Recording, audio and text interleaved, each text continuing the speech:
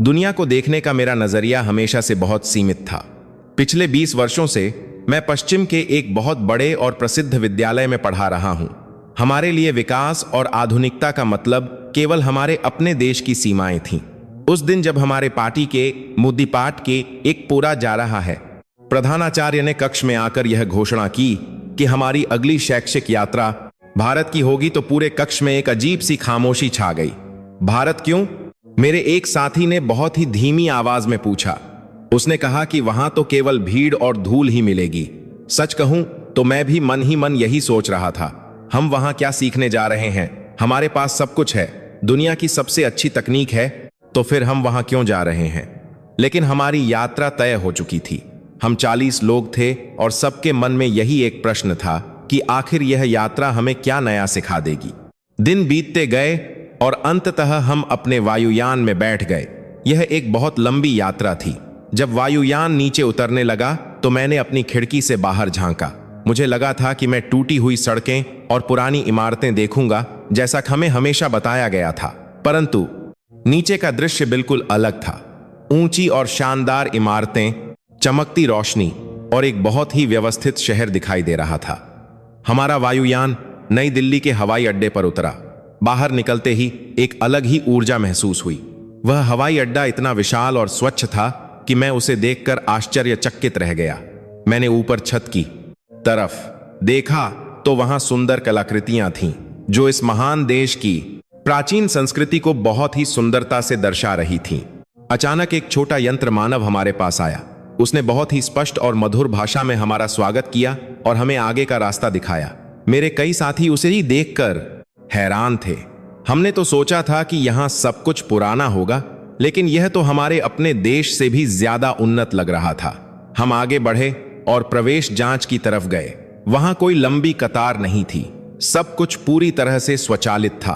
आपको बस अपना पहचान पत्र रखना था और द्वार अपने आप खुल जाता था। यह सब इतनी जल्दी और आसानी से हो गया कि हमें यकीन ही नहीं हुआ। हवाई अड्डे के बाहर निकलते ही हमें एक और बड़ा झटका लगा। वहां का दृश्य बिल्कुल भी वैसा नहीं था जैसा हमने दूरदर्शन पर देखा था। सड़कें चौड़ी थीं और लोग बहुत ही अनुशासित तरीके से चल रहे थे। हमें लेने के लिए जो गाड़ियां आई थीं वे पूरी तरह से बिजली से चलने वाली थीं। अंदर बैठते ही हमें बहुत शांति महसूस हुई। बाहर का शोर अंदर बिल्कुल नहीं आ रहा था। हमारे मार्गदर्शक ने बहुत ही गर्व के साथ बताया कि भारत अब पर्यावरण को बचाने के लिए इन नई गाड़ियों का सबसे ज्यादा उपयोग कर रहा है। रास्ते में मैंने देखा कि छोटे छोटे व्यापारी और फल बेचने वाले भी नकदी का उपयोग नहीं कर रहे थे। हर जगह एक छोटा सा वर्गाकार चित्र रखा था जिसे लोग अपने दूरभाष यंत्र से पढ़कर पैसे दे रहे थे। मैंने मार्गदर्शक से पूछा तो उसने मुस्कुराते हुए कहा कि यह हमारी अपनी आधुनिक भुगतान प्रणाली है। आज भारत का हर एक नागरिक, चाहे वह कितना भी अमीर या गरीब क्यों ना हो, इसी तकनीक का उपयोग करता है। यह सुनकर मेरा सिर चकरा गया। हमारे देश में आज भी लोग नकदी निकालते हैं या कागज की मुद्रा का उपयोग करते हैं, लेकिन यहां तो पूरी व्यवस्था ही बदल चुकी है। यह सब देखकर मन में एक गहरी श्रद्धा उत्पन्न हो रही थी। हम अपने विश्राम गृह पहुंचे। वह जगह इतनी भव्य थी कि मेरी आंखें फटी रह गईं। वहां काम करने वाले लोगों ने जिस आदर के साथ हमारा स्वागत किया, वह मेरे लिए बिल्कुल नया था। वे हाथ जोड़कर मुस्कुरा रहे थे। उनके चेहरे पर एक अलग ही प्रकार की शांति और गर्व था।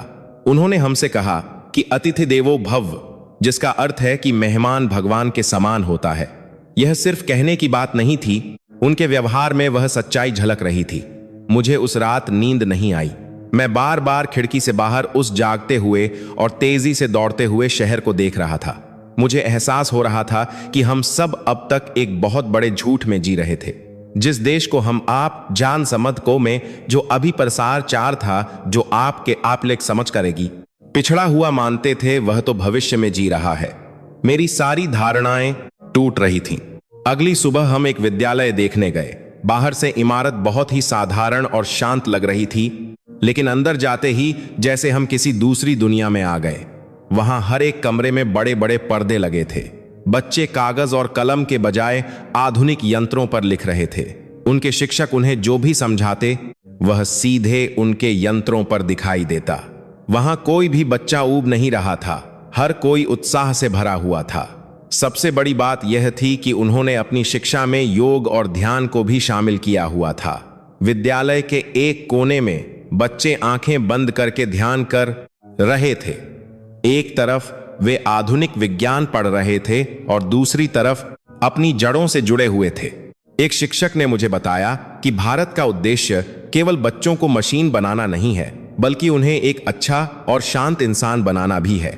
हमारी गणित की प्रणाली, जिसे हम वैदिक गणित कहते हैं, वह बच्चों के दिमाग को इतना तेज कर देती है कि उन्हें किसी भी गणना करने वाले यंत्र की आवश्यकता नहीं होती। मैंने खुद देखा कि छोटे छोटे बच्चे इतनी बड़ी गणनाएं पलक झपकते ही कर रहे थे। मुझे अपने ऊपर शर्म आने लगी कि हम पश्चिम के लोग खुद को आग कर तो गए, कितना महान समझते हैं, जबकि असली ज्ञान तो इस धरती पर बह रहा है। उस विद्यालय में मैंने देखा कि बच्चों को पर्यावरण के प्रति बहुत जागरूक किया जा रहा था। उन्होंने अपने परिसर में ही तरह तरह के पौधे लगाए थे। विद्यालय की छत पर ऊर्जा उत्पन्न करने वाले यंत्र लगे थे जो सूर्य की रोशनी से बिजली बनाते थे। विद्यालय उसी बिजली से चलता था। उन्होंने पानी को बचाने की भी बहुत अच्छी व्यवस्था की हुई थी। बारिश का पानी सीधा जमीन के नीचे जाता था ताकि जल स्तर बना रहे। यह सब देखकर मुझे लगा कि भारत न केवल तकनीक में आगे है, बल्कि वह प्रकृति के साथ भी तालमेल बिठाकर चल रहा है। हमारे देशों में हम केवल विकास की बात करते हैं, लेकिन यहाँ विकास और प्रकृति दोनों साथ साथ चल रहे थे। दोपहर के समय हमें उनके भोजन कक्ष में ले जाया गया। वहां की साफ सफाई देखकर मैं दंग रह गया। भोजन बनाने वाले लोग बहुत ही स्वच्छ कपड़े पहने हुए थे। बच्चों को जो भोजन दिया जा रहा था वह पूरी तरह से शुद्ध और पौष्टिक था। भारत के पारंपरिक मसालों की महक पूरे कक्ष में फैली हुई थी। हमने भी बच्चों के साथ बैठकर भोजन किया।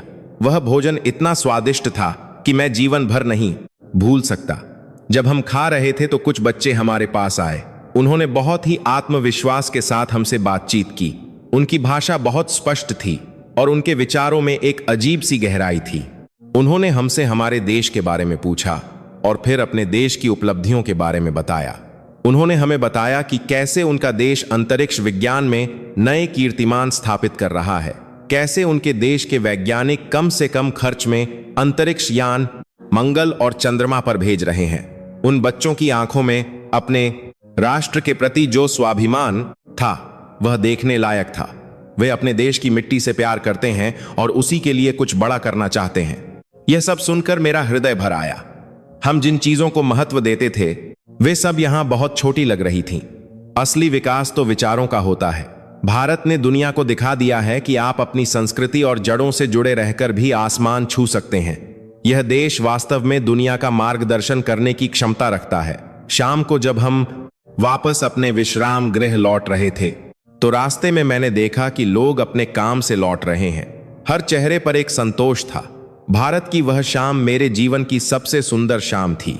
मैं अब आगे की यात्रा के लिए और भी अधिक उत्साहित था। उस दिन दोपहर के बाद हमें विद्यालय के शिक्षकों के साथ बातचीत करने का अवसर मिला।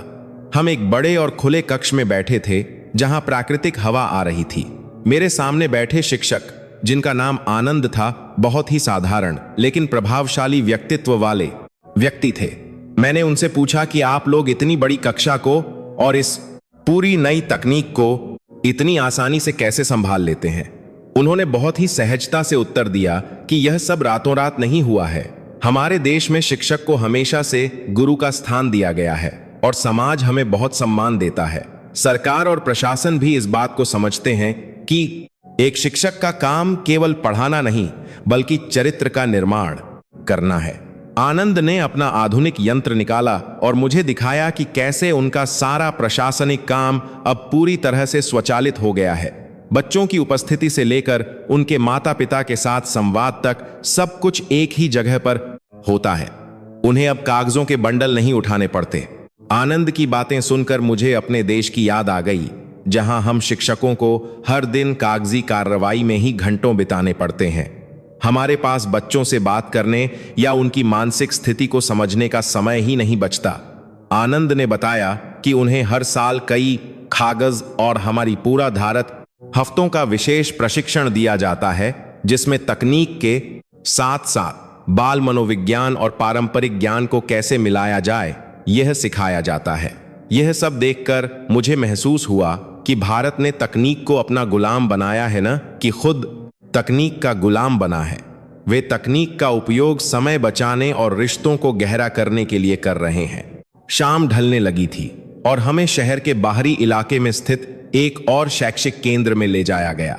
मुझे लगा कि शायद शहर से बाहर जाने पर हमें वह भारत देखने को मिलेगा जिसके बारे में हमने हमेशा सुना था, यानी गरीबी और अव्यवस्था। लेकिन जैसे जैसे हमारी गाड़ी आगे बढ़ रही थी, मेरा यह भ्रम भी टूटता जा रहा था। सड़कें उतनी ही साफ और चौड़ी थीं। छोटे कस्बों में भी हर जगह सौर ऊर्जा के पटल लगे हुए थे। लोग अपने यंत्रों के जरिए ही सारा लेन देन कर रहे थे। एक छोटी सी चाय की दुकान पर रुके तो देखा कि वह चाय वाला भी विद्युतीय माध्यम से पैसे ले रहा था और उसके पास भी अंतर्जाल की तीव्र सुविधा थी। यह तकनीकी क्रांति सिर्फ शहरों तक सीमित नहीं थी, बल्कि भारत की रग-रग में बस चुकी थी। चाय पीते हुए मैंने वहां के कुछ स्थानीय लोगों से बात करने की कोशिश की। हमारे मार्गदर्शक ने अनुवाद करने में मदद की। एक बुजुर्ग व्यक्ति ने मुझसे कहा कि हमारा देश सदियों से ज्ञान का केंद्र रहा है। बीच में कुछ समय के लिए हम थोड़ा पिछड़ गए थे, लेकिन अब हमारे युवा फिर से जाग गए हैं। उस बुजुर्ग की आंखों में जो चमक थी, वह किसी भी विकसित देश के नागरिक की आंखों में दिखने वाले गर्व से कहीं ज्यादा सच्ची और गहरी थी। उन्होंने मुझे बताया कि कैसे उनके गांव का एक लड़का अब अंतरिक्ष अनुसंधान केंद्र में काम कर रहा है और देश के उपग्रह बनाने में मदद कर रहा है। यह सुनकर मैं निःशब्द रह गया। हम हमेशा सोचते थे कि प्रतिभा केवल हमारे पश्चिमी विश्वविद्यालयों में ही पैदा होती है, लेकिन यहाँ तो मिट्टी के हर कण में प्रतिभा छिपी थी और अब उसे सही दिशा मिल रही थी। भारत की इस एक ही है प्रगति का रहस्य केवल पैसा या तकनीक नहीं था, बल्कि उनकी अपनी जड़ों पर उनका अटूट विश्वास था। वे पश्चिम की नकल नहीं कर रहे थे, बल्कि अपनी शर्तों पर अपना भविष्य गढ़ रहे थे। रात को जब हम अपने विश्राम गृह लौटे तो मेरे कई साथियों के चेहरे पर एक अजीब सी शांति थी। जो लोग कल तक इस यात्रा पर सवाल उठा रहे थे, वे आज पूरी तरह से बदल चुके थे। मेरी एक साथी जो हमेशा हमारी शिक्षा प्रणाली की तारीफ करती थी, आज उसने स्वीकार किया कि हमें भारत से बहुत कुछ सीखने की जरूरत है। हमने रात के खाने पर बहुत लंबी चर्चा की। हमने तय किया कि हम केवल इस यात्रा को एक छुट्टी की तरह नहीं लेंगे, बल्कि यहां से सीखे गए हर एक छोटे बड़े अनुभव को अपने साथ वापस ले जाएंगे और अपने विद्यालयों में लागू करने की कोशिश करेंगे। अगले दिन का हमारा कार्यक्रम और भी ज्यादा दिलचस्प होने वाला था। हमें एक ऐसे संस्थान में जाना था जहां बच्चे और युवा मिलकर कृषि और तकनीक पर नए नए प्रयोग कर रहे थे। भारत जैसे देश में जहां खेती हमेशा से जीवन का मुख्य आधार रही है, वहां तकनीक कैसे बदलाव ला रही है, यह देखना मेरे लिए बहुत उत्सुकता का विषय था। मैं अब समझ चुका था कि भारत अब दुनिया के पीछे चलने वाला देश नहीं रहा, बल्कि वह अब दुनिया को एक नई राह दिखा रहा है। एक ऐसी राह जहां विकास का मतलब विनाश नहीं, बल्कि सबके साथ मिलकर आगे बढ़ना है। भारत की यह आत्मनिर्भरता और उनका यह स्वाभिमान मुझे हर पल एक नया पाठ पढ़ा रहा था। अगली सुबह हम जल्दी उठ गए। आज हमें शहर की भीड़ भाड़ से दूर एक ऐसे गांव में जाना था जिसे भारत सरकार ने एक आदर्श गांव के रूप में विकसित किया था। यात्रा के दौरान मैंने खिड़की से बाहर देखा तो हरे भरे खेत और साफ नीले आसमान ने मेरा मन मोह लिया। वहां का वातावरण इतना शुद्ध था कि मैं गहरी सांसें ले रहा था। गांव पहुंचते ही हमारा स्वागत वहां के सरपंच और कुछ किसानों ने किया। उनके चेहरों पर जो आत्मीयता और सम्मान था, उसने हमें अंदर तक छू लिया। उन्होंने हमें अपनी पंचायत में बिठाया, जो कि पूरी तरह से आधुनिक सुविधाओं से लैस थी, लेकिन उसका ढांचा बिल्कुल पारंपरिक था। सरपंच ने हमें बताया कि कैसे उनके गांव ने पूरी तरह से जैविक खेती को अपना लिया है और वे अपने खेतों में किसी भी तरह के हानिकारक रसायनों का उपयोग नहीं करते हैं। उन्होंने हमें कुछ ऐसे यंत्र दिखाए जो गांव के ही युवाओं ने बनाए थे। एक ऐसा यंत्र था जो मिट्टी की नमी को मापकर केवल उतनी ही मात्रा में पानी देता था जितनी जरूरत होती है। इससे न केवल पानी की बचत हो रही थी, बल्कि फसल भी बहुत अच्छी हो रही थी। एक किसान ने अपना दूरभाष यंत्र निकाला और आती की बात हमें दिखाया कि कैसे उसे मौसम की सटीक जानकारी और बाजार में अनाज के भाव सीधे सरकार से मिलते हैं।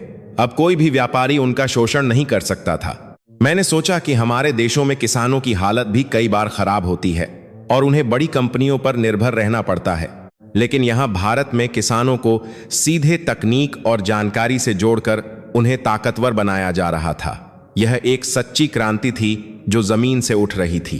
दोपहर में हमने उसी गांव के एक छोटे से विद्यालय का दौरा किया। वहां के बच्चों ने हमें अपने विज्ञान के बनता की दौरा किया, कुछ नमूने दिखाए। एक छोटे बच्चे ने कचरे और अनुपयोगी सामग्री से एक ऐसी मशीन बनाई थी जो सड़क साफ करने का काम करती थी। उस बच्चे का आत्मविश्वास देखकर मैं हैरान था। उसने बिना किसी झिझक के अपनी पूरी परियोजना हमें समझाई। यह भारत का वह नया रूप था जिसे दुनिया अभी पूरी तरह से नहीं जान पाई है। उस दिन गांव के लोगों ने हमारे लिए अपने खेतों से लाई गई ताजी सब्जियों से भोजन तैयार किया। वह भोजन सादा था, लेकिन उसमें जो स्वाद और प्यार था वह किसी भी महंगे भोजनालय में नहीं मिल सकता। खाते समय सरपंच ने एक बहुत ही गहरी बात कही। उन्होंने कहा कि हम भारतीय आसमान में उड़ना जरूर चाहते हैं, लेकिन हमारे पैर हमेशा हमारी मिट्टी पर मजबूती से टिके रहते हैं। हम अपनी परंपराओं को नहीं छोड़ते क्योंकि वही हमारी पहचान है। उनकी यह बात मेरे दिल में उतर गई।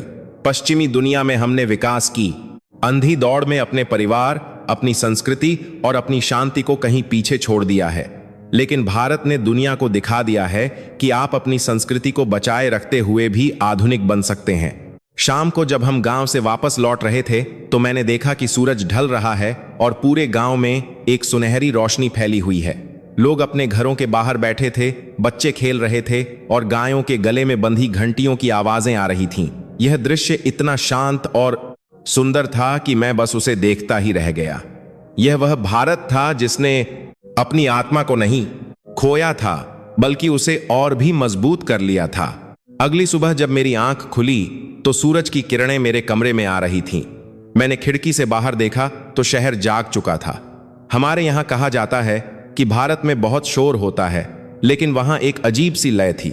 हर कोई अपने काम पर जा रहा था, लेकिन किसी के चेहरे पर वह तनाव नहीं था जो मैं अपने देश में हर सुबह देखता हूं। आज का हमारा कार्यक्रम एक बड़े चिकित्सालय और अनुसंधान केंद्र को देखने का था। मुझे लगा था कि वहां बहुत भीड़ होगी और लोग परेशान होंगे, लेकिन वहां पहुंचते ही मेरी सोच फिर से गलत साबित हुई। वह चिकित्सालय बाहर से किसी बड़े और भव्य महल जैसा लग रहा था। अंदर गए तो देखा कि सब कुछ कितना व्यवस्थित था। वहां कोई भी व्यक्ति कागज के पर्चे लेकर इधर उधर नहीं भाग रहा था। प्रवेश द्वार पर ही एक छोटी सी मशीन थी जिसमें लोग अपना अंगूठा लगाते थे और उनका सारा चिकित्सा विवरण वहां के चिकित्सकों के पास पहुंच जाता था। हमें वहां के मुख्य चिकित्सक से मिलवाया गया। उनका नाम रमन था। वह बहुत ही शांत और सरल स्वभाव के व्यक्ति थे। उन्होंने हमें पूरा चिकित्सालय घुमाया। मैंने देखा कि चिकित्सालय की दीवारें भी इस तरह से बनाई गई थीं कि सूरज की रोशनी हर कमरे में पहुंच सके। इससे बिजली की बचत होती थी और मरीजों को प्राकृतिक ऊर्जा भी मिलती थी। वहां हर जगह साफ सफाई का इतना ध्यान रखा गया था कि कहीं भी कोई गंदगी का नामो निशान नहीं था। हर थोड़ी देर में स्वच्छता कर्मी मशीनों के जरिए फर्श साफ कर रहे थे। मुझे याद आया कि कैसे हमारे देश के चिकित्सालयों में एक अजीब सी दवाइयों की गंध आती है जो मन को उदास कर देती है, लेकिन यहाँ के गलियारों में हल्की हल्की चंदन और जड़ी बूटियों की महक आ रही थी जो अपने आप में एक सुकून देने वाली बात थी। एक तरफ मैंने देखा कि आधुनिक स्वचालित यंत्रों की मदद से बहुत ही जटिल शल्य चिकित्सा की जा रही थी। रमन ने बताया कि भारत अब चिकित्सा क्षेत्र में दुनिया के कई बड़े देशों से आगे निकल चुका है। हमारे यहाँ की शल्य चिकित्सा तकनीक इतनी उन्नत और सस्ती, यहाँ परिवार से कि पूरी दुनिया से लोग यहाँ अपना इलाज करवाने आते हैं। उन्होंने हमें एक कक्ष दिखाया जहाँ कर्क रोग जैसे गंभीर रोगों का इलाज बहुत ही नई तकनीक से किया जा रहा था। मेरे एक साथी ने पूछा कि यह सब तो बहुत महंगा होगा। रमन ने मुस्कुराते हुए कहा कि यही तो भारत की असली ताकत है। हम तकनीक का उपयोग पैसे कमाने के लिए नहीं, बल्कि लोगों का जीवन बचाने के लिए करते हैं। सरकार की मदद से यहाँ हर गरीब से गरीब व्यक्ति को भी वही उच्च स्तर का इलाज मिलता है जो किसी अमीर को मिलता है। यह सुनकर मुझे अपने देश की याद आ गई, जहाँ बिना पैसे के कोई चिकित्सक आपकी तरफ देखता भी नहीं है। हमारे वहाँ चिकित्सा एक बहुत बड़ा व्यापार बन चुकी है। लेकिन यहां भारत में इसे आज भी सेवा माना जाता है। रमन हमें चिकित्सालय के दूसरे हिस्से में ले गए और वहां जो मैंने देखा उसने मुझे पूरी तरह से हैरान कर दिया। वह एक आयुर्वेद केंद्र था। एक तरफ जहां आधुनिक मशीनें काम कर रही थीं, वहीं दूसरी तरफ जड़ी बूटियों और सदियों पुराने भारतीय ज्ञान से लोगों का इलाज किया जा रहा था। वहां एक बुजुर्ग वैद्य थे जो केवल नाड़ी देखकर इंसान के शरीर की सारी बीमारियां बता रहे थे। मैंने खुद अपनी नाड़ी उन्हें दिखाई और उन्होंने मुझे मेरी उन छोटी छोटी स्वास्थ्य समस्याओं के बारे में बता दिया जो मैंने किसी को नहीं बताई थीं। उन्होंने मुझे कुछ बहुत ही साधारण से उपाय बताए और कहा कि पश्चिमी दवाइयां बीमारी को दबाती हैं, लेकिन हमारा आयुर्वेद बीमारी को जड़ से खत्म करता है। उन्होंने बताया कि कैसे भारत सरकार अब इस प्राचीन ज्ञान को आधुनिक विज्ञान के साथ जोड़कर पूरी दुनिया को एक नया रास्ता दिखा रही है। वहां कई ऐसे युवा शोधकर्ता भी थे जो पश्चिमी देशों के बड़े विश्वविद्यालयों से पढ़ाई करके वापस भारत आ गए थे। मैंने एक युवा लड़की से पूछा कि तुमने इतनी बड़ी नौकरी छोड़कर वापस आने का फैसला क्यों किया। उसकी आंखों में एक चमक आ गई। उसने कहा कि जो मैं पास वापस को हाथ में आंखी में आमान करता है, सुकून और सम्मान अपनी मिट्टी की सेवा करने में है, वह दुनिया के किसी भी कोने में नहीं मिल सकता। हमारा देश अब बदल रहा है। हमारे पास अब वे सारी सुविधाएं हैं जो बाहर हैं, लेकिन हमारे पास जो हमारी संस्कृति और संस्कार हैं वे दुनिया में कहीं और नहीं हैं। मैं अपने देश के लोगों के लिए कुछ करना चाहती हूं। उस युवा लड़की की बातों ने मुझे अंदर तक झकझोर दिया। हमारे देश में युवा सिर्फ पैसे और सुख सुविधाओं के पीछे भागते हैं। उनके अंदर अपने देश के लिए ऐसा कोई जज्बा नहीं होता। लेकिन यहां भारत का हर युवा अपने देश को फिर से दुनिया का सिरमौर बनाने के लिए दिन रात मेहनत कर रहा है। यह वह भारत नहीं था जिसके बारे में मैंने किताबों में पढ़ा था। यह एक नया भारत था जो अपनी पुरानी जड़ों से ताकत लेकर आसमान की तरफ बढ़ रहा था। रमन ने हमें एक और विभाग में ले जाकर दिखाया जहां छोटे बच्चों का इलाज चल रहा था। वहां दीवारों पर देवी देवताओं और महापुरुषों की बहुत सुंदर कहानियां चित्रों के माध्यम से उकेरी गई थीं। बच्चों के खेलने के लिए एक बहुत ही सुंदर जगह बनाई गई थी जहां वे यंत्रों के साथ भी खेल रहे थे और पारंपरिक खिलौनों के साथ भी। एक माता अपने बच्चे को कहानी सुना रही थी जो भारत के किसी पुराने राजा की वीरता की कहानी थी। मैंने अनुवादक से उस कहानी का अर्थ पूछा। वह कहानी सिखा रही थी कि कभी भी हार नहीं माननी चाहिए और सच्चाई के रास्ते पर चलना चाहिए। बचपन से ही बच्चों के मन में ऐसे संस्कार डाले जा रहे थे। यह सब देखकर मुझे लगा कि भारत सिर्फ बाहर से ही नहीं बदल रहा है, बल्कि वह अपनी पीढ़ियों को अंदर से बहुत मजबूत बना रहा है। पश्चिमी देशों में हम बच्चों को सिर्फ मशीन चलाना सिखाते हैं, लेकिन उन्हें एक अच्छा इंसान बनाना भूल जाते हैं। भारत में शिक्षा और संस्कार दोनों साथ साथ चलते हैं। मैंने वहां के कुछ मरीजों से भी बात की। एक गरीब किसान जो बहुत दूर किसी गांव से आया था, उसने मुझे बताया कि वह सोच भी नहीं सकता था कि उसका इतना बड़ा इलाज बिना एक भी पैसा खर्च किए हो जाएगा। उसने हाथ जोड़कर ऊपर वाले का और वहां के चिकित्सकों का धन्यवाद किया। उसके चेहरे पर जो संतोष था वह करोड़ों रुपये खर्च करके भी नहीं खरीदा जा सकता। दोपहर के समय हम उस चिकित्सालय के भोजनालय में गए। वहां मरीजों और उनके परिजनों के लिए बहुत ही स्वच्छ और पौष्टिक भोजन बन रहा था। वह भोजन मुफ्त में दिया जा रहा था।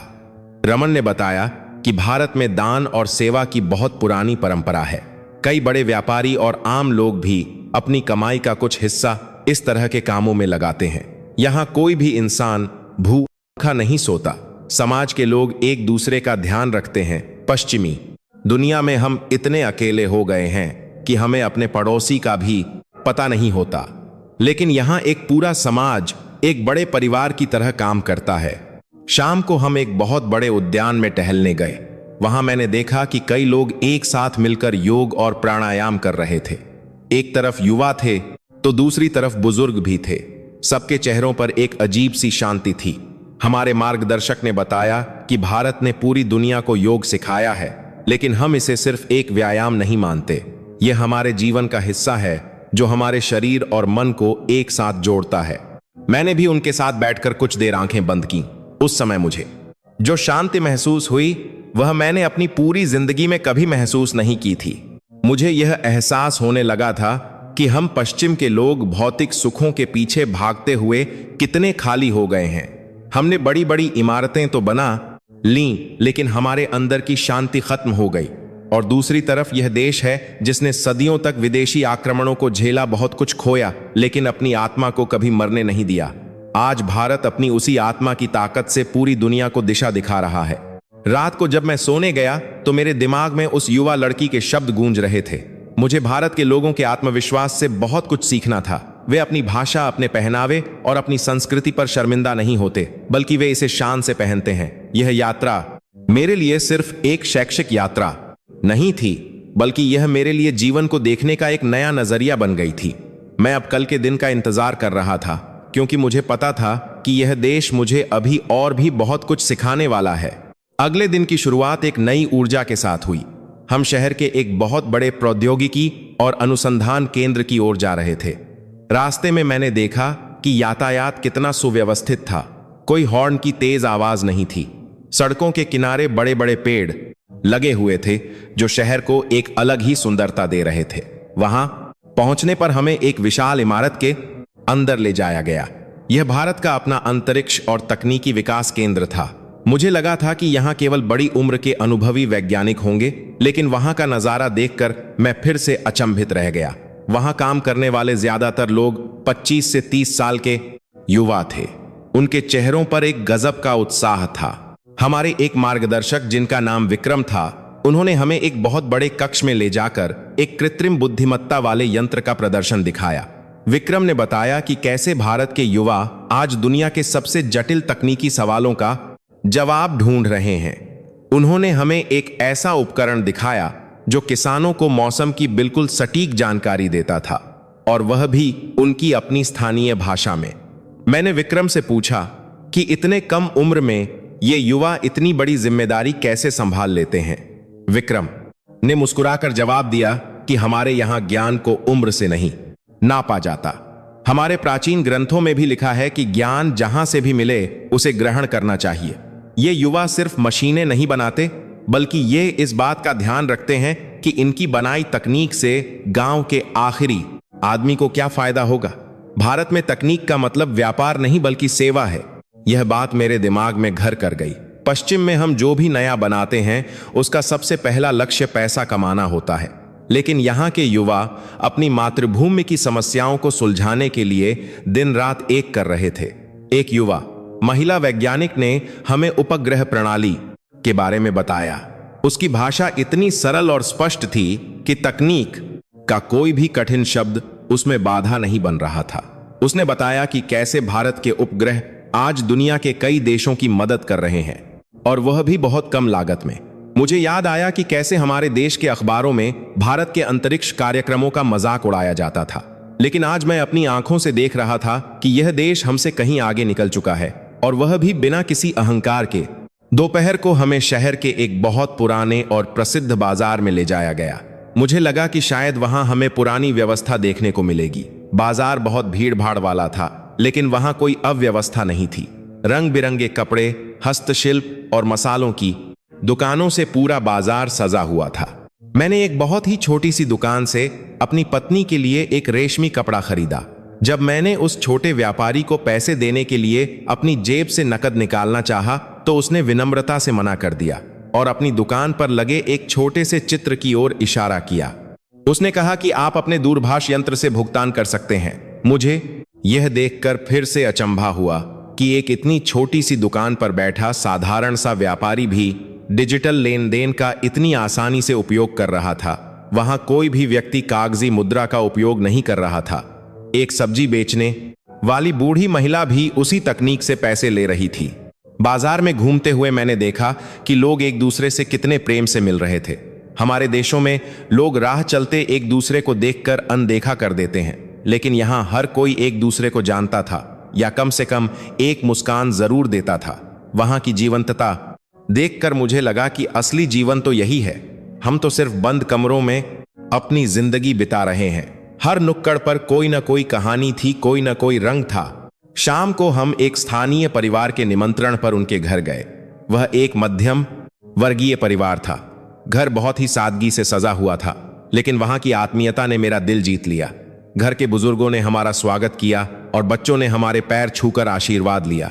हमारे लिए यह बहुत ही अजीब लेकिन सुखद अनुभव था। हमारे समाज में तो बच्चे अपने माता पिता से ही दूर हो जाते हैं, लेकिन यहां 3 पीढ़ियां एक ही छत के नीचे इतने प्यार से रह रही थीं। घर के बुजुर्ग ने हमें एक बहुत ही पुरानी बात बताई।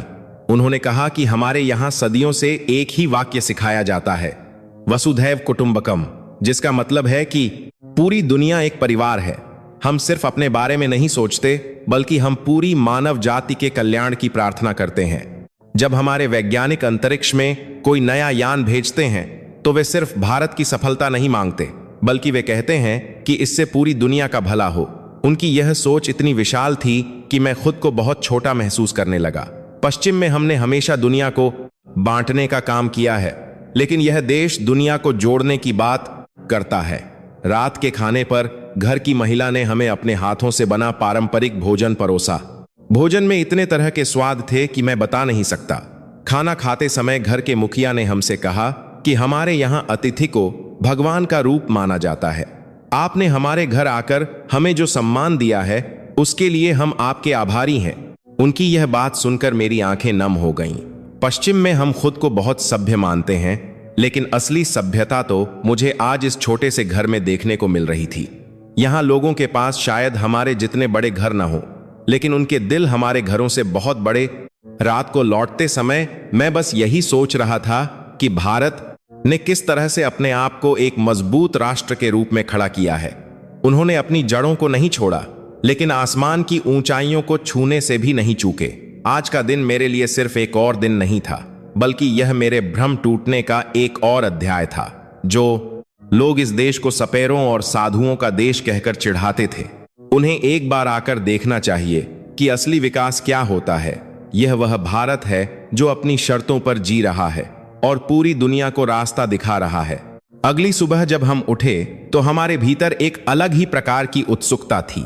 आज हमें भारत के एक दूसरे शहर की यात्रा करनी थी और इसके लिए हमें भारत में ही बनी एक नई तीव्र गति वाली रेलगाड़ी में सफर करना था। पश्चिम में हम हमेशा अपनी यातायात व्यवस्था पर बहुत गर्व करते थे और हमें लगता था कि भारत जैसे भीड़-भाड़ वाले देश में रेल यात्रा बहुत ही कष्टदायक होती होगी। हमने पुरानी फिल्मों में देखा था कि लोग रेलगाड़ी की छतों पर बैठकर यात्रा करते हैं, लेकिन आज हमारी यह धारणा भी पूरी तरह से टूटने वाली थी। जब हम रेल स्थानक पर पहुंचे तो वहां का दृश्य किसी बड़े और आधुनिक हवाई अड्डे से बिल्कुल भी कम नहीं था। पूरी इमारत कांच और इस्पात से बनी थी और वहां साफ सफाई का इतना ध्यान रखा गया था कि फर्श पर अपना चेहरा देखा जा सकता था। वहां कोई टिकट खिड़की नहीं थी जहां लंबी कतारें लगी हों। सब कुछ स्वचालित था। हमने अपने दूरभाष यंत्र इसासी आपके यहां पर आज का रहे की पर एक छोटा सा चित्र दिखाया और कांच के द्वार अपने आप खुल गए। अंदर बहुत ही शांति थी। लोग आराम से बैठकर अपनी रेलगाड़ी की प्रतीक्षा कर रहे थे। वहां जगह जगह पर ऐसे यंत्र लगे थे जो पीने का शुद्ध पानी दे रहे थे, और वह भी बिल्कुल मुफ्त। जब हमारी रेलगाड़ी मंच पर आई तो हम सब उसे देखते ही रह गए। वह इतनी सुंदर और आधुनिक थी कि मैं बता नहीं सकता। उसका बाहरी हिस्सा बिल्कुल चिकना और हवा को चीरने वाला था। अंदर प्रवेश करते ही स्वचालित दरवाजे बंद हो गए और बाहर का सारा शोर एकदम से खत्म हो गया। सीटें बहुत ही आरामदायक थीं और हर सीट के पास यंत्रों को ऊर्जा देने के लिए जगह बनी हुई थी। गाड़ी ने जब चलना शुरू किया तो हमें बिल्कुल भी झटके का अनुभव नहीं हुआ। वह इतनी तेजी से चल रही थी, लेकिन अंदर पानी से भरा एक गिलास भी नहीं छलक रहा था। यात्रा के दौरान हमारे साथ बैठे एक भारतीय सज्जन से हमारी बातचीत शुरू हो गई। वह एक बहुत ही साधारण कपड़े पहने हुए व्यक्ति थे, लेकिन उनकी बातों में जो ज्ञान और आत्मविश्वास था वह कमाल का था। उन्होंने हमें बताया कि यह पूरी रेलगाड़ी भारत के ही अभियंताओं ने अपने देश में बनाई है। इसके लिए उन्होंने किसी भी बाहरी देश से मदद नहीं ली है।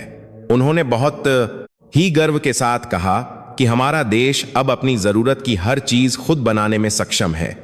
हम अब दूसरों पर निर्भर नहीं हैं।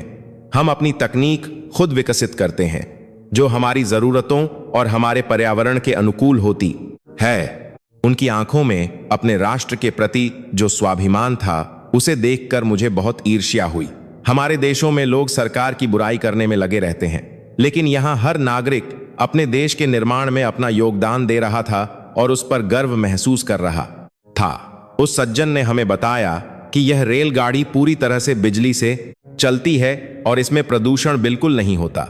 यात्रा के दौरान हमें जो भोजन परोसा गया वह भी बहुत ही स्वच्छ और स्वादिष्ट था।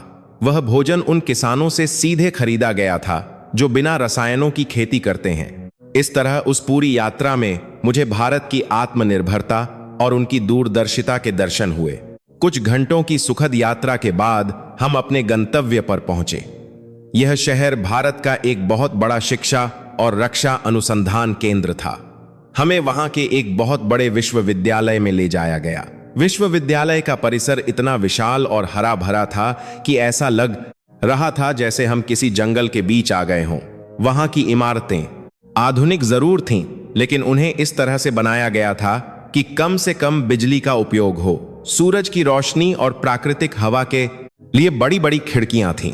वहां हमारी मुलाकात कुछ महिला वैज्ञानिकों से हुई।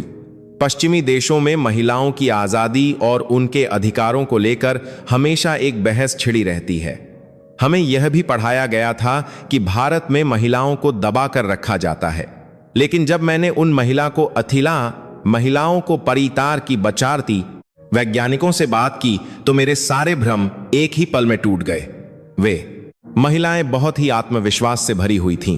उनमें से कई ने साधारण पारंपरिक कपड़े पहने हुए थे और माथे पर एक छोटी सी लाल बिंदी लगाई हुई थी, लेकिन जब वे विज्ञान और अंतरिक्ष की बातें करने लगीं तो उनके ज्ञान के आगे हम सब बहुत छोटे लगने लगे। एक महिला वैज्ञानिक जो भारत के चंद्र अभियान का एक बहुत महत्वपूर्ण हिस्सा थीं, उन्होंने हमें बताया कि कैसे उनके दल ने बहुत ही कम खर्च में अंतरिक्ष यान को चंद्रमा पर सफलतापूर्वक उतारा था। मैंने उनसे पूछा कि क्या उन्हें अपने देश में एक महिला होने के नाते काम करने में कोई परेशानी आती है। उन्होंने बहुत ही सौम्य मुस्कान के साथ उत्तर दिया कि हमारे देश में सदियों से ज्ञान की देवी सरस्वती और शक्ति की देवी दुर्गा की पूजा होती आई है। हमारे यहाँ महिलाओं को कभी कमजोर नहीं माना गया। समाज के हर क्षेत्र में आज महिलाएं आगे हैं और यह सब बिना किसी लड़ाई या विरोध के हो रहा है, क्योंकि यह हमारे संस्कारों में है। परिवार हमें पूरा सहयोग देता है और हमारा राष्ट्र हम पर विश्वास करता है। उन्होंने बताया कि जब वे यान को अंतरिक्ष में भेज रही थीं, तो उनके दिमाग में सिर्फ एक ही बात थी कि इस सफलता से उनके देश का सिर पूरी दुनिया में ऊंचा होगा। उनके लिए यह सिर्फ एक नौकरी नहीं थी, बल्कि अपने देश के प्रति एक बहुत बड़ी जिम्मेदारी थी। उनकी यह बात सुनकर मेरा सिर सम्मान से झुक गया। यह वह भारत था जिसे दुनिया अभी तक समझ ही नहीं पाई है। एक तरफ वे अपने माथे पर बिंदी लगाते हैं, मंदिरों में जाते हैं, और दूसरी तरफ वे दुनिया की सबसे जटिल गणनाएं करके उपग्रहों को आसमान में भेजते हैं। दोपहर के बाद हमें उसी शहर के बाहर एक बहुत बड़े सौर ऊर्जा संयंत्र में ले जाया गया। वहां मीलों तक सिर्फ नीले रंग के सौर पटल बिछे हुए थे जो सूरज की रोशनी को बिजली में बदल रहे थे। हमारे मार्गदर्शक ने बताया कि भारत अब दुनिया में सबसे तेजी से सौर ऊर्जा का उपयोग करने वाला देश बन गया है। हम प्रकृति को नुकसान पहुंचाए बिना विकास के रास्ते पर चल रहे हैं। उन्होंने बताया कि हमारे शास्त्रों में सूरज को भगवान माना गया है और उसकी पूजा की जाती है। अब हम उसी सूरज की रोशनी से अपने घरों को रोशन कर रहे हैं। यह कोई नई बात नहीं है, बल्कि ये हमारे पुराने ज्ञान का ही एक नया रूप है। उन्होंने हमें बताया कि इस एक संयंत्र से इतने बड़े शहर की बिजली की जरूरत पूरी हो रही है और इससे प्रदूषण में बहुत बड़ी कमी आई है। पश्चिमी दुनिया में हम सिर्फ पर्यावरण बचाने की बड़ी बड़ी बातें करते हैं और सम्मेलनों में भाषण देते हैं, लेकिन जमीन पर कोई काम नहीं होता। और यहाँ भारत बिना किसी शोर शराबे के पूरी दुनिया को पर्यावरण बचाने का असली रास्ता दिखा रहा था। शाम को विश्वविद्यालय के छात्रों ने हमारे लिए एक सांस्कृतिक कार्यक्रम का आयोजन किया था। वह कोई साधारण नाच गाना नहीं था, वह भारतीय शास्त्रीय संगीत का एक ऐसा कार्यक्रम था जिसने हमारी आत्मा को छू लिया।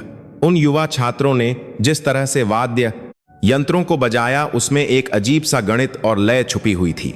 वह संगीत सिर्फ कानों को अच्छा नहीं लग रहा था, बल्कि वह मन को एक गहरी शांति दे रहा था। मुझे उस रात ऐसा महसूस हुआ कि भारत एक ऐसा महासागर है जिसके ऊपर लहरें तो आधुनिकता की हैं, लेकिन उसकी गहराई में आज भी सदियों पुराना ज्ञान और शांति छुपी हुई है। यह देश सिर्फ अपनी तकनीक से नहीं, बल्कि अपनी इसी शांति और समझदारी से पूरी दुनिया पर राज करने वाला है। अगले दिन हमारी यात्रा का एक नया पड़ाव था। हमने अब तक शिक्षा, चिकित्सा और विज्ञान देखा था, लेकिन किसी भी देश को चलाने के लिए वहां का प्रशासन बहुत महत्वपूर्ण होता है। हमें बचपन से बताया गया था कि भारत के सरकारी दफ्तरों में एक प्रतीक याद था, बहुत भ्रष्टाचार है और वहां काम करवाने के लिए महीनों लग जाते हैं। हम सब ने यही सोच रखा था कि वहां फाइलों के बड़े बड़े ढेर होंगे और धूल उड़ रही होगी। इसी सोच के साथ हम शहर के मुख्य प्रशासनिक भवन की ओर निकल पड़े। रास्ते में मैंने यातायात व्यवस्था पर ध्यान दिया। सड़क पर कोई पुलिस वाला हाथ हिलाकर गाड़ियां नहीं रोक रहा था। सब कुछ ऊपर लगे कैमरों और यंत्रों से चल रहा था। लोग लाल बत्ती पर अपने आप रुक रहे थे। वहां गजब का अनुशासन था जो मैंने अपने देश के बड़े शहरों में भी कम ही देखा था। प्रशासनिक भवन के अंदर कदम रखते ही मैं हैरान रह गया। वह कोई पुराना और उबाऊ सरकारी दफ्तर नहीं था। वह शीशे और इस्पात से बनी एक बहुत ही आधुनिक जगह थी। वहां कोई भी कर्मचारी फाइलों के नीचे दबा हुआ नहीं था।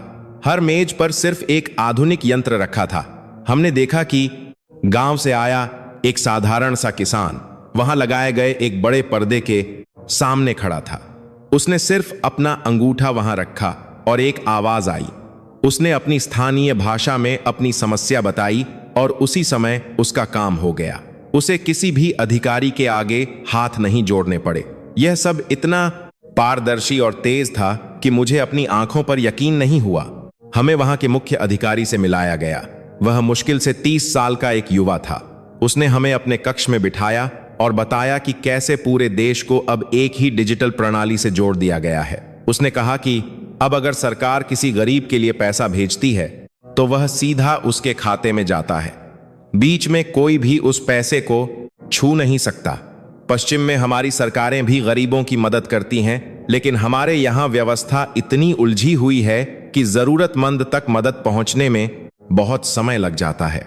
लेकिन भारत ने अपनी इतनी बड़ी आबादी होने के बावजूद तकनीक का ऐसा उपयोग किया है कि हर इंसान सरकार से सीधा जुड़ा हुआ है।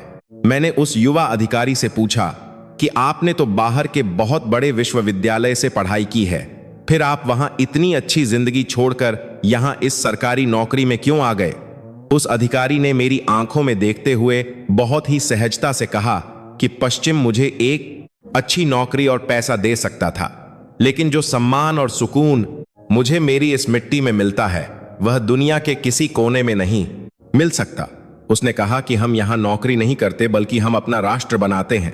हमारे पुरखों ने इस देश के लिए अपना खून पसीना दिया है और अब हमारी बारी है इसे दुनिया के सबसे ऊंचे मुकाम पर ले जाने की। उस युवा की बातों में जो देश प्रेम और सच्चाई थी उसने मुझे भीतर तक हिला दिया। हमारे युवाओं में अपने देश के लिए ऐसा समर्पण कभी देखने को नहीं मिलता। दोपहर के बाद हमें शहर के एक बहुत ही प्राचीन और विशाल मंदिर में ले जाया गया। वह मंदिर हजारों साल पुराना था। जब मैंने मंदिर की दीवारों पर उकेरी गई मूर्तियों और कलाकृतियों को देखा तो मैं बस उन्हें निहारता ही रह गया। उन पत्थरों पर इतनी बारीक नक्काशी की गई थी कि आज की कोई भी आधुनिक मशीन वैसा नहीं कर सकती।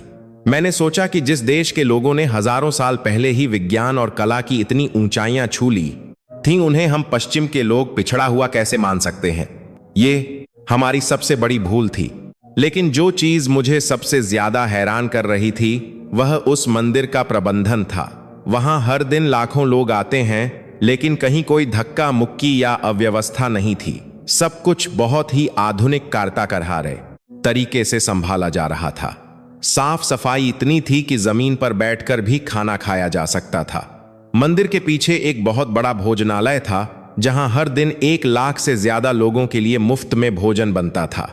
वह भोजन पकाने के लिए किसी गैस या लकड़ी का उपयोग नहीं हो रहा था, बल्कि छत पर लगे बड़े बड़े शीशों से सूरज की रोशनी को एक जगह इकट्ठा करके उससे भाप बनाई जा रही थी और उसी भाप से खाना पक रहा था। एक तरफ हजारों साल पुरानी आस्था थी और दूसरी तरफ भविष्य की तकनीक। यह दोनों चीजें एक साथ इतनी खूबसूरती से मिल गई थीं कि कोई भी देखकर अवाक रह जाए। शाम को मंदिर में प्रार्थना का समय हुआ। पुजारियों ने जब बड़े बड़े दीपक जलाए और मंत्र पढ़ना शुरू किया तो वहां का माहौल एकदम से बदल गया। घंटियों की आवाज और उन मंत्रों की गूंज मेरे कानों से होती हुई सीधे मेरी आत्मा तक पहुंच रही थी। मुझे उस समय ऐसा लगा जैसे मैं अपनी सारी चिंताएं और अपना सारा अहंकार वहीं उस मंदिर की चौखट पर भूल गया हूं। मेरे कई साथी जो बिल्कुल नास्तिक थे और किसी भगवान को नहीं मानते थे, वे भी आंखें बंद करके उस शांति को महसूस कर रहे थे। एक अजीब सी ऊर्जा थी वहां जिसे शब्दों में नहीं बताया जा सकता। मुझे समझ में आ गया कि भारत की असली ताकत उसकी यह तकनीक या उसकी इमारतें नहीं है। भारत की असली ताकत उसकी यह आध्यात्मिक ऊर्जा है। उन्होंने विज्ञान को अपनाया है लेकिन अपने संस्कारों को कभी नहीं छोड़ा। पश्चिमी दुनिया ने मशीनों को अपना भगवान बना लिया और इंसानियत को भूल गए, लेकिन भारत ने मशीनों को सिर्फ एक साधन माना है और अपने असली भगवान, अपनी आत्मा और अपने मूल्यों को हमेशा जिंदा रखा है। रात को जब मैं अपने विश्राम गृह में वापस आया तो मैंने अपनी डायरी खोली। मेरे पास लिखने के लिए शब्द कम पड़ रहे थे। आज मुझे महसूस हुआ कि भारत कोई विकासशील देश नहीं है, बल्कि यह एक ऐसी महान सभ्यता है जो फिर से जाग चुकी है और अब वह रुकने वाली नहीं है। यह दुनिया अब पश्चिम की नहीं बल्कि भारत की होने वाली है। अगली सुबह हमारी यात्रा एक नए शहर की ओर थी। यह कोई बहुत बड़ा महानगर नहीं था, बल्कि एक मध्यम आकार का शहर था जिसे भारत सरकार ने एक बहुत ही चतुर और आधुनिक शहर के रूप में विकसित किया था। हमने पश्चिमी मीडिया में हमेशा यही सुना था कि भारत का विकास केवल कुछ बड़े शहरों तक ही सीमित है और बाकी का देश आज भी अंधेरे में जी रहा है।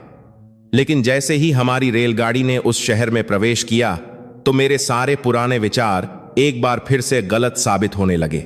शहर की रूपरेखा इतनी साफ और सुलझी हुई थी कि हम हैरान रह गए।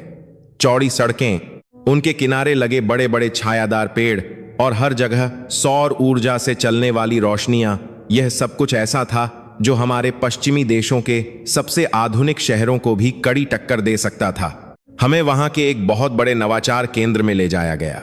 यह एक ऐसी जगह थी जहां शहर और आसपास के गांवों के युवा अपने नए व्यापार और तकनीकी विचार लेकर आते थे और सरकार उन्हें हर तरह की मदद देती थी। इमारत बहुत ही सादी लेकिन हवादार थी अंदर जाने पर मैंने देखा कि सैकड़ों युवा अपने संगणक यंत्रों पर काम कर रहे हैं। वहां कोई बड़े सूट बूट वाले लोग नहीं थे। ज्यादातर युवाओं ने बहुत ही साधारण कपड़े पहने हुए थे। कुछ ने तो पारंपरिक भारतीय परिधान पहने थे, लेकिन उनके दिमाग में जो विचार चल रहे थे वे पूरी दुनिया की दिशा बदलने की ताकत रखते थे। हमारी मुलाकात एक बहुत ही साधारण सी दिखने वाली युवती से हुई। उसका नाम काव्या था। वह पास के ही एक छोटे से गांव से आई थी और अब इस नवाचार केंद्र में अपनी एक छोटी सी कंपनी चला रही थी। उसने हमें अपनी बनाई हुई एक मशीन दिखाई। वह मशीन हवा में मौजूद नमी को खींचकर उसे पीने के शुद्ध पानी में बदल देती थी और सबसे बड़ी बात यह थी कि वह मशीन सौर ऊर्जा से चलती थी, इसलिए उसे चलाने का कोई अतिरिक्त खर्च नहीं था। काव्या ने बहुत ही शांत स्वर में हमें बताया कि उसकी यह मशीन अब न केवल भारत के सूखे इलाकों में बल्कि अफ्रीका के कई देशों में भी भेजी जा रही है। मैंने उससे पूछा कि इस मशीन को बनाने का विचार तुम्हें कहां से आया और क्या तुम इससे बहुत पैसा कमा रही हो? काव्या ने हल्की सी मुस्कान के साथ उत्तर दिया कि जब वह छोटी थी तो उसने अपनी मां को दूर से पानी लाते हुए देखा था।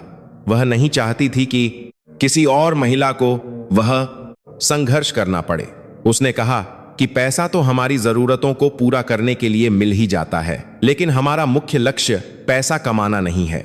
हमारे वेदों में लिखा है कि जल ही जीवन है और किसी प्यासे को पानी पिलाने से बड़ा कोई धर्म नहीं है। हम सिर्फ व्यापार नहीं कर रहे हैं बल्कि हम अपना धर्म निभा रहे हैं। काव्या की यह बात सुनकर मैं पूरी तरह से अवाक रह गया। पश्चिम में हम हर चीज का व्यापारीकरण कर देते हैं। हमने पानी जैसी बुनियादी जरूरत को भी बोतलों में बंद करके भारी मुनाफे पर बेचना शुरू कर दिया है। हमारी बड़ी बड़ी कंपनियां सिर्फ यह सोचती हैं कि किस चीज से सबसे ज्यादा पैसा बनाया जा सकता है, लेकिन यहाँ के युवा अपनी शिक्षा और अपनी तकनीक का उपयोग दुनिया की भलाई के लिए कर रहे थे। उनके लिए विज्ञान केवल एक साधन था और उनका लक्ष्य इंसानियत की सेवा करना था। पश्चिम के बड़े बड़े विश्वविद्यालयों में हमें यह कभी नहीं सिखाया जाता वहां हमें सिर्फ सफल होना सिखाया जाता है, चाहे उसकी कीमत कुछ भी हो। दोपहर के समय हमें उस नवाचार केंद्र के एक दूसरे हिस्से में ले जाया गया। वहां कुछ युवा खेतों से निकलने वाले कचरे को एक नए प्रकार के ईंधन में बदलने का काम कर रहे थे। गांव के किसान अपना बचा हुआ कचरा वहां लाते थे और बदले में उन्हें पैसे और उनके घरों के लिए साफ गैस मिलती थी। यह एक ऐसा चक्र था जिसमें किसी का कोई नुकसान नहीं था और पर्यावरण भी बच रहा था। वहां काम करने वाले एक युवा अभियंता ने हमें बताया कि यह विचार कोई नया नहीं है। उसने कहा कि यह विचार उसे अपनी दादी से मिला था, जो घर के बचे हुए खाने को या खेत के कचरे को कभी फेंकती नहीं थीं, बल्कि उसे गाय को खिला देती थीं या खेतों के लिए खाद बना लेती थीं। हमारे पूर्वज जानते थे कि प्रकृति में कुछ भी व्यर्थ नहीं है। उसने उसी पुराने ज्ञान को बस आज की तकनीक के साथ जोड़ दिया था। यह भारत की सबसे बड़ी खूबी थी जो मुझे अब धीरे धीरे समझ आ रही थी। वे अपनी समस्याओं का समाधान पश्चिम की किताबों में या बाहर की दुनिया में नहीं ढूंढते। वे अपनी समस्याओं का समाधान अपने ही घरों, अपने गांवों और अपनी सदियों पुरानी परंपराओं में ढूंढ लेते हैं। पश्चिम के लोग हमेशा इसी अहंकार में रहते हैं कि उनके पास दुनिया की हर समस्या का समाधान है, लेकिन सच्चाई तो यह है कि आज की दुनिया की ज्यादातर समस्याएं जैसे प्रदूषण और मानसिक तनाव पश्चिम की ही देन है। हम अपनी ही बनाई हुई समस्याओं में उलझे हुए हैं और भारत ने चुपचाप उन समस्याओं का हल निकाल लिया है। शाम को हम उस शहर के एक बड़े से खुले मैदान में गए। वहां कोई बड़ा खरीदारी का केंद्र या बंद वातानुकूलित इमारत नहीं थी। वह एक बहुत ही साधारण सा मैदान था जहां स्थानीय लोग शाम को अपने परिवार के साथ घूमने आते थे। मिट्टी की भीनी भीनी खुशबू हवा में घुली हुई थी। छोटे बच्चे बेफिक्र होकर खेल रहे थे और बड़े बुजुर्ग आपस में बैठकर बातें कर रहे थे। मैंने वहां का माहौल बहुत ध्यान से देखा। हमारे देशों में लोग अपने दूरभाष यंत्रों में इतने खो गए हैं कि उनके पास पास बैठे इंसान से बात करने का समय ही नहीं है। परिवार के लोग एक ही घर में रहते हुए भी एक दूसरे से दूर हो गए हैं, लेकिन यहां तकनीक ने उनके रिश्ते नहीं तोड़े थे। वे लोग दिन में अपने काम के लिए सबसे आधुनिक तकनीक का उपयोग करते थे, लेकिन शाम को जीवन जीने के लिए वे एक दूसरे पर ही निर्भर थे। मैंने वहां एक बहुत ही शांत दिखने वाले बुजुर्ग से बातचीत की जो अपने पोते को खेलते हुए देख रहे थे। हमारे मार्गदर्शक ने मेरी बात का अनुवाद किया। मैंने उन बुजुर्ग से पूछा कि भारत इतनी तेजी से बदल रहा है, क्या आपको डर नहीं लगता कि आपकी पुरानी संस्कृति कहीं पीछे छूट जाएगी?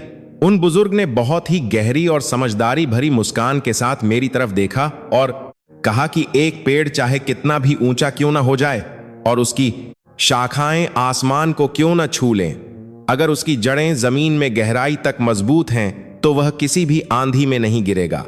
भारत वह पेड़ है जिसकी जड़ें पाताल तक गहरी हैं। हमारी संस्कृति कोई कपड़े का टुकड़ा नहीं है जो पुराना होने पर बदल दिया जाए। यह हमारे खून में बहती है, इसलिए हम चाहे आसमान में उड़ लें और मंगल ग्रह तक पहुंच जाएं, हम कभी अपनी मिट्टी से अलग नहीं होंगे। उनकी यह साधारण सी बात मेरे दिल की गहराइयों में उतर गई। रात को जब मैं अपने बिस्तर पर लेटा तो मैं बहुत देर तक छत की तरफ देखता रहा। मैं सोच रहा था कि हम पश्चिम के लोग अंदर से कितने खोखले और अकेले हो चुके हैं। हमने विकास के नाम पर अपना सुकून, अपना परिवार और अपनी शांति सब कुछ दांव पर लगा दिया है। हम दुनिया को सभ्य बनाने का दावा करते हैं, लेकिन हम खुद बहुत सी बुनियादी चीजें भूल चुके हैं। जबकि असलियत तो यह है कि दुनिया को बचाने का और इंसान को इंसान बनाए रखने का असली रास्ता इसी देश से होकर गुजरता है। भारत केवल एक देश नहीं है, बल्कि यह एक एहसास है जो आपको खुद से मिलाता है। आज का दिन मेरी इस यात्रा का एक और ऐसा दिन था जिसने मेरे अंदर के झूठे अभिमान को पूरी तरह से तोड़ दिया था और मेरे मन में इस महान देश के लिए एक बहुत ही गहरा सम्मान पैदा कर दिया था। अगली सुबह हमारी यात्रा ने एक नया मोड़ लिया। अब तक हमने भारत के मैदानी इलाकों और वहां के शहरों को देखा था, लेकिन आज हम पहाड़ों की ओर जा रहे थे। हमारे यहाँ के समाचार पत्रों में हमेशा यह दिखाया जाता था कि भारत के पहाड़ी इलाके बहुत ही दुर्गम और पिछड़े हुए हैं, जहां लोगों के पास बुनियादी सुविधाएं भी नहीं हैं। मुझे लगा कि शायद आज मुझे वह भारत देखने को मिलेगा जिसके बारे में मैंने हमेशा सुना था। हमारी गाड़ी एक बहुत ही चौड़े और साफ राजमार्ग पर दौड़ रही थी। जैसे जैसे हम ऊंचाई पर जा रहे थे, दृश्य बहुत ही सुंदर होते जा रहे थे। मैंने ध्यान दिया कि पहाड़ को काटकर जो रास्ता बनाया गया था, उसमें इस बात का पूरा ध्यान रखा गया था कि प्रकृति को कम से कम नुकसान हो। रास्ते में जगह जगह पर ऐसे जाल लगाए गए थे जिनसे बारिश के समय मिट्टी नीचे न गिरे। कुछ घंटों की यात्रा के बाद हमारी गाड़ी एक बहुत ही विशाल पुल के पास जाकर रुकी। वह पुल दो ऊंचे पहाड़ों को जोड़ रहा था और उसके नीचे एक बहुत ही गहरी नदी बह रही थी। उस पुल की ऊंचाई और उसकी बनावट देखकर मेरे रोंगटे खड़े हो गए। वह किसी अजूबे से कम नहीं था। हमारे मार्गदर्शक ने बहुत ही गर्व के साथ बताया कि यह दुनिया का सबसे ऊंचा रेल पुल है और इसे पूरी तरह से भारत के ही अभियंताओं ने अपनी तकनीक से बनाया है। उसने बताया कि जब इस पुल को बनाने की बात चल रही थी तो दुनिया के कई बड़े देशों ने कहा था कि यह असंभव है और भारत इसे कभी नहीं बना पाएगा, लेकिन भारत के लोगों ने किसी की नहीं सुनी। उन्होंने दिन रात एक कर दिया और इस असंभव काम को संभव कर दिखाया। मैंने उस पुल को बहुत ध्यान से देखा। वहां काम करने वाले ज्यादातर लोग बहुत ही साधारण घरों से आए हुए थे, लेकिन उनके हाथों में जो हुनर था वह किसी भी बड़े देश के अभियंता को मात दे सकता था। हमारे देशों में अगर इतना बड़ा काम होता तो हम पूरी दुनिया में उसका प्रचार करते, लेकिन यहाँ के लोग बहुत ही शांति से अपना काम कर रहे थे। उनमें कोई अहंकार नहीं था। एक अभियंता ने हमें बताया कि वे जब भी अपना काम शुरू करते हैं तो सबसे पहले उस पहाड़ और उस नदी की पूजा करते हैं ताकि प्रकृति उन्हें अपना काम करने की अनुमति दे। यह बात मेरे लिए बहुत नई थी। पश्चिम में हम प्रकृति को अपना दुश्मन मानते हैं और उसे हराकर आगे बढ़ना चाहते हैं, लेकिन भारत के लोग प्रकृति को अपना भगवान मानते हैं और उससे अनुमति लेकर अपना विकास करते हैं। पुल देखने के बाद हम एक छोटे से पहाड़ी गांव में गए। वहां की हवा में एक अलग ही ताजगी थी। मुझे लगा कि वहां के लोग बहुत ही साधारण जीवन जीते होंगे और उन्हें दुनिया की कोई खबर नहीं होगी। लेकिन जब हम उस गांव के बीच में पहुंचे तो मैंने एक बहुत ही बड़ा बदलाव देखा। वहां को 12-12 सामिल बने बनाया। यहां पर अभी शाम के अभी कोहस देखा चाहा था। एक खुला दालान था जहां गांव की बहुत सारी महिलाएं एक साथ बैठी हुई थीं। उनके हाथों में ऊन और सूत था जिससे वे बहुत ही सुंदर शॉल और कपड़े बुन रही थीं। लेकिन जो बात मुझे सबसे ज्यादा हैरान कर रही थी वह यह थी कि उन महिलाओं के बीच में कुछ छोटे संगणक यंत्र रखे हुए थे और वे काम करते करते उन यंत्रों पर भी कुछ देख रही थीं। हमने जब वहां जाकर उनसे बात की तो पता चला कि वह कोई साधारण समूह नहीं था। वे महिलाएं अपने बनाए हुए कपड़ों को बीच के किसी व्यापारी को बेचने के बजाय सीधे अंतर्जाल के माध्यम से पूरी दुनिया में बेच रही थीं। एक महिला जिसका नाम पार्वती था, उसने मुझे अपना यंत्र दिखाया। उस पर दुनिया के कई अलग अलग देशों से उनके सामान की मांग आ रही थी। पार्वती ने मुझे बताया कि पहले शहर के व्यापारी आते थे और उनसे बहुत कम दाम में सामान खरीद कर ले जाते थे और वे महिलाएं हमेशा गरीब ही रहती थीं। लेकिन जब से उनके गांव में तीव्र अंतर्जाल की सुविधा आई है और उनके बच्चों ने उन्हें यह यंत्र चलाना सिखाया है, तब से उनकी जिंदगी पूरी तरह से बदल गई है। पार्वती ने कहा कि अब वे अपनी कीमत खुद तय करती हैं। उनके खाते में सीधे पैसे आते हैं और अब उन्हें किसी के आगे हाथ फैलाने की जरूरत नहीं है। उसने बहुत ही आत्मविश्वास के साथ कहा कि वह अपने पैसों से अपनी बेटियों को उच्च शिक्षा के लिए शहर भेज रही है ताकि वे भी पढ़ लिख कर कुछ बड़ा कर सकें। पार्वती की बातें सुनकर मुझे उन पश्चिमी संस्थाओं पर बहुत गुस्सा आया जो हमेशा भारतीय महिलाओं को बेचारी और कमजोर दिखाते हैं और उनके नाम पर दुनिया से पैसे मांगते हैं। सच्चाई तो यह थी कि इन महिलाओं को किसी के दान की जरूरत नहीं थी। उन्हें सिर्फ तकनीक और दुनिया से जुड़ने का एक रास्ता चाहिए था जो अब उन्हें मिल गया था। मैंने पार्वती से पूछा कि क्या इतना पैसा कमाने के बाद उनके गांव के लोग बदल गए हैं। पार्वती ने बहुत ही प्यारी सी हंसी के साथ कहा कि पैसा तो सिर्फ एक जरूरत है, वह हमारी पहचान नहीं है। उसने बताया कि आज भी जब गांव में किसी के घर कोई खुशी होती है या कोई दुख आता है तो पूरा गांव एक साथ खड़ा होता है। उनकी शामें आज भी उसी तरह साथ बैठकर भजन गाते और बातें करते हुए बीतती हैं। तकनीक ने उनके व्यापार को बढ़ाया है लेकिन उनके दिलों को दूर नहीं किया है। यह भारत का वह रूप था जो बाहर की दुनिया से बिल्कुल छुपा हुआ है। एक तरफ दुनिया का सबसे ऊंचा पुल जो उनके विज्ञान की ताकत को दिखा रहा था और दूसरी तरफ एक छोटे से गांव की महिलाएं जो तकनीक के सहारे पूरी दुनिया से व्यापार कर रही थीं। भारत का हर एक कोना अब जाग चुका था और सबसे बड़ी बात यह थी कि यह विकास किसी को दबाकर या किसी को पीछे छोड़कर नहीं हो रहा था। यह एक ऐसा विकास था जिसमें आखिरी कतार में खड़ा इंसान भी शामिल था। दोपहर में उन महिलाओं ने हमें मक्के की रोटी और सरसों का साग खिलाया। उस भोजन का स्वाद इतना अद्भुत था कि मैंने अपनी उंगलियां तक चाट लीं। उस साधारण से भोजन में जो प्रेम था वह किसी महंगे होटल के खाने में नहीं मिल सकता। शाम अगल बूढ़ शाम को हम वापस अपने शहर की तरफ लौट रहे थे। रास्ते में मैं बस उसी गांव और उस विशाल पुल के बारे में सोच रहा था। भारत ने साबित कर दिया था कि अगर इच्छा शक्ति हो तो कोई भी पहाड़ बहुत ऊंचा नहीं होता। हमने पश्चिम में हमेशा यह माना कि हम दुनिया के सबसे बुद्धिमान लोग हैं, लेकिन आज मुझे लग रहा था कि हम सबसे बड़े मूर्ख थे।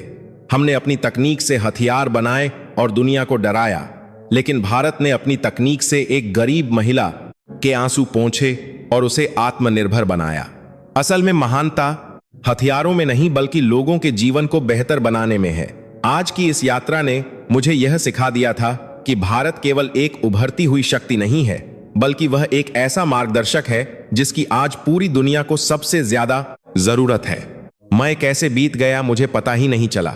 आज हमारी भारत यात्रा का अंतिम दिन था। सुबह जब मैं उठा तो मन में एक अजीब सी उदासी थी। मैंने अपना सामान बांधना शुरू किया।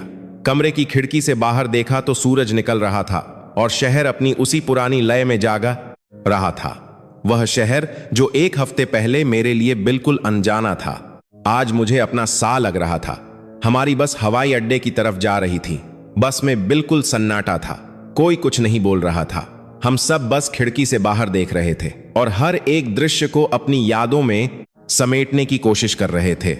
जब हम भारत आ रहे थे तो इसी बस में कितनी बातें हो रही थीं। हम सब भारत की कमियां निकाल रहे थे और अपनी महानता के गुणगान कर रहे थे, लेकिन आज हम सब भीतर से पूरी तरह बदल चुके थे। हवाई अड्डे पर पहुंचने के बाद हमने वहां से कुछ चीजें खरीदी। मैंने अपने लिए एक तांबे का बर्तन और कुछ भारतीय आध्यात्मिक किताबें खरीदी। मेरे एक साथी ने अपने घर के लिए भारत की सूती चादरें और कुछ पारंपरिक सजावट का सामान लिया।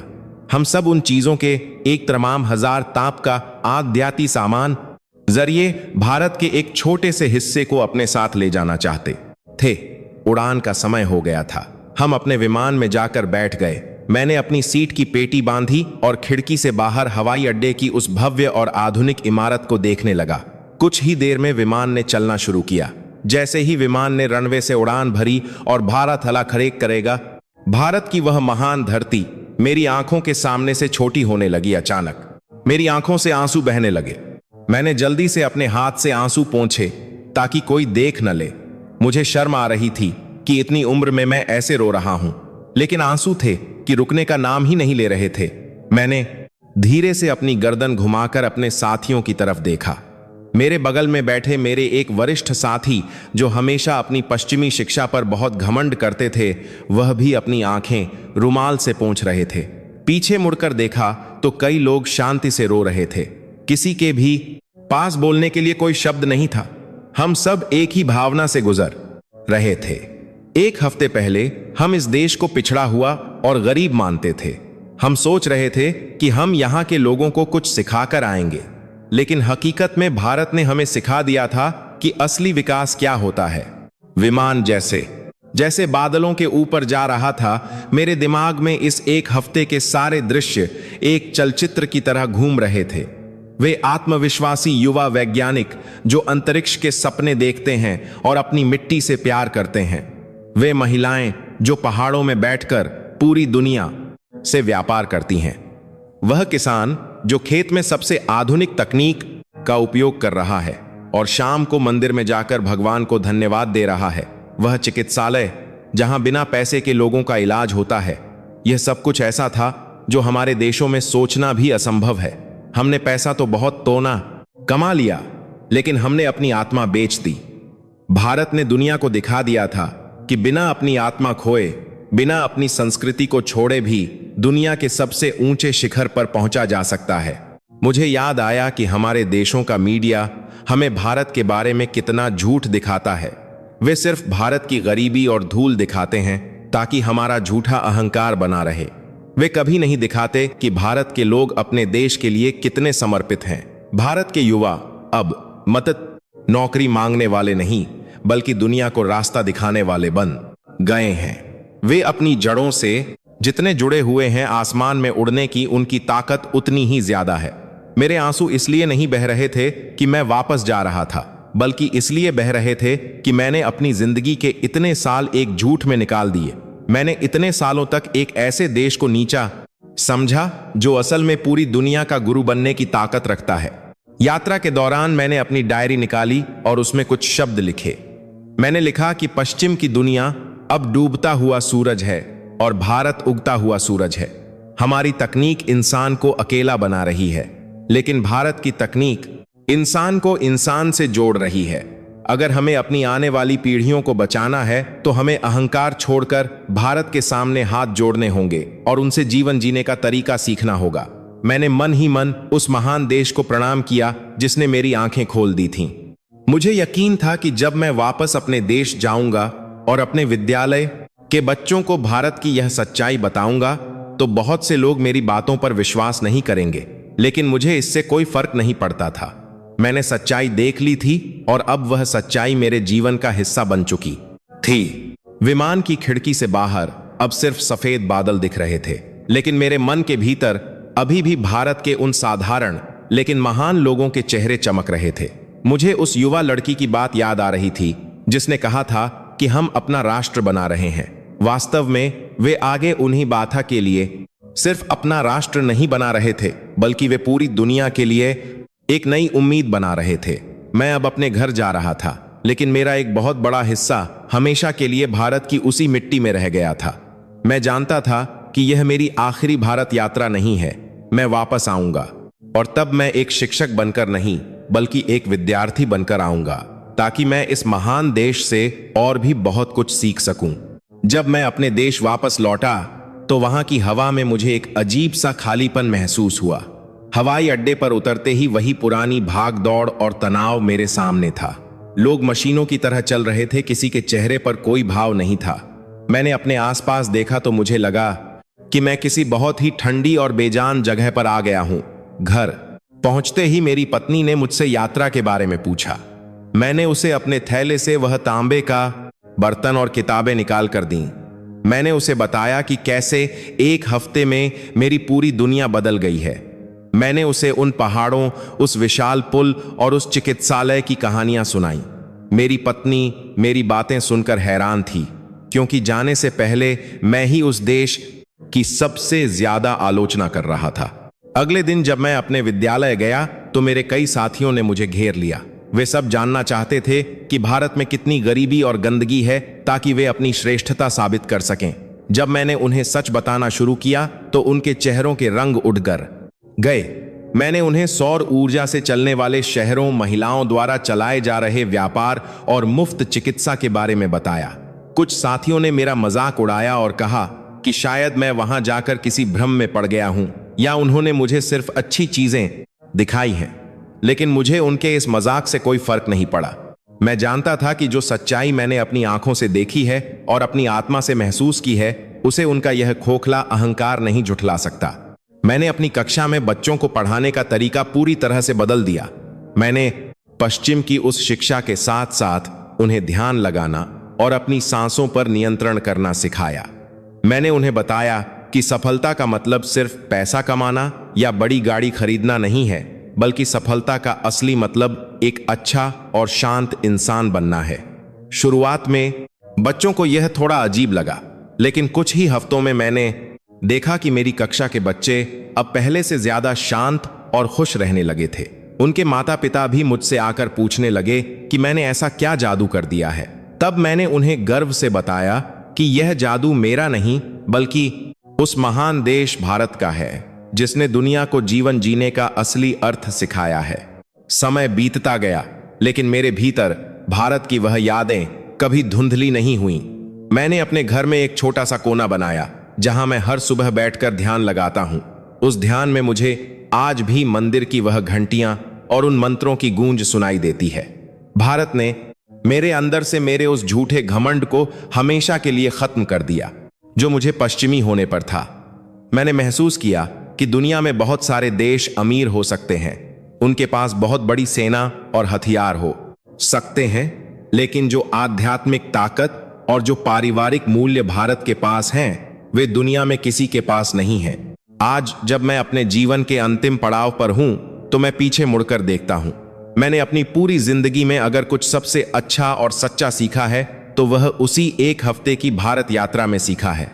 वह यात्रा सिर्फ एक भौगोलिक यात्रा नहीं थी, बल्कि वह मेरे अपने भीतर की यात्रा थी।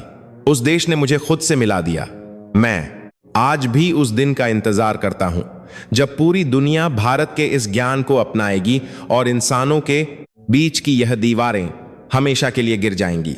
भारत केवल एक राष्ट्र का नाम नहीं है, बल्कि यह मानवता का भविष्य है। जिस दिन पूरी दुनिया भारत के उस वसुधैव कुटुंबकम के सिद्धांत को समझ लेगी, उस दिन यह धरती सच में स्वर्ग बन जाएगी। मेरा यह जीवन अब उसी एक सच्चाई को समर्पित है जो मैंने भारत की उस पवित्र भूमि पर खोजी थी।